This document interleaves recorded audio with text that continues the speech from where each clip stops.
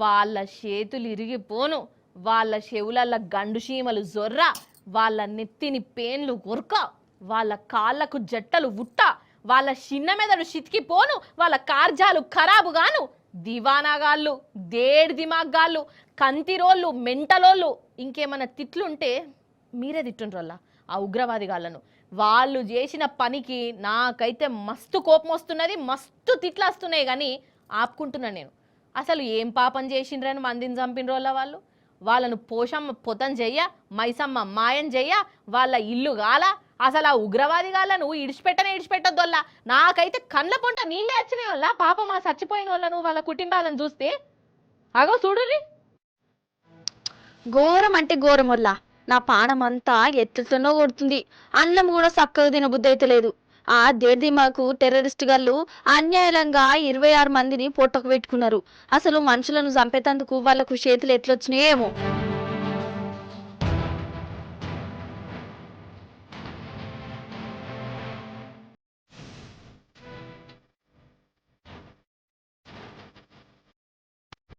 కాశ్మీర్ రావాళ్ళు ఎంత కంతిరేషం వేసిర్రో లోకమంతా చూసినాం కదా. ఈ బద్మాషిగాళ్ళను ఏం చేసినా పాపం లేదు. ఇగో వాళ్ళు వీళ్ళేనట.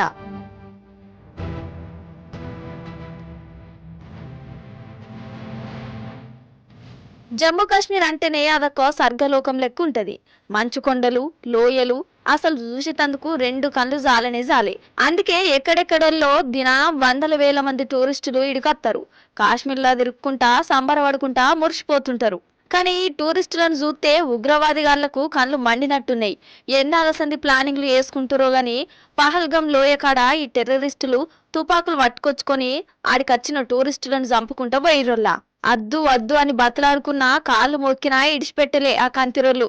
పాపం కళ్ళ ముందే ఇంట్లో పానాలు పోతుంటే వీళ్ళ పరిస్థితి చూడాలే. చచ్చిపోయిన వాళ్ళ కొత్తగా పెళ్ళైన వాళ్ళు కూడా ఉన్నారోళ్ళ. పెద్ద పెద్ద కొలువులు చేసేటోళ్ళు ఉన్నారు. మన తెలుగు రాష్ట్రాలలో కూడా ఉన్నారు.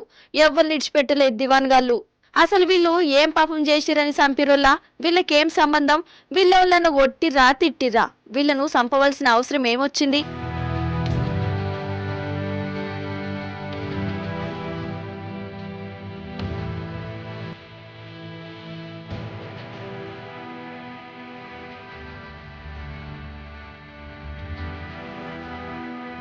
ఇక ఉగ్రవాదులు మీద పడ్డారని ఎరుకవుడుతోనే మన ప్రధాని Modi sir Saudi Arabia tour నడిమిట్లనే బంద్ పెట్టుకుని వాపస్ మళ్ళా మన దేశానికి వచ్చిండు.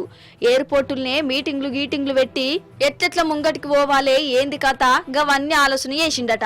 ఇక centre home minister Amit Shah చీకటి వడంగా కాశ్మీర్ కాడికి పోయి అక్కడోళ్లకు ధైర్యం ఇచ్చి ఉగ్రవాదులకు జర గట్టిగానే వార్నింగ్లు ఇచ్చిండట. కానీ ఎంత అన్యాయం ఇది! అసలు ఈ టెర్రరిస్టులకు ఎందుకింత ధైర్యం వచ్చింది? మన దేశంలో ఎట్లదొచ్చిర్రు? మనోళ్లను చంపితే వాళ్ళకేమొత్తది కావచ్చు? కథకున వాడెత్తు.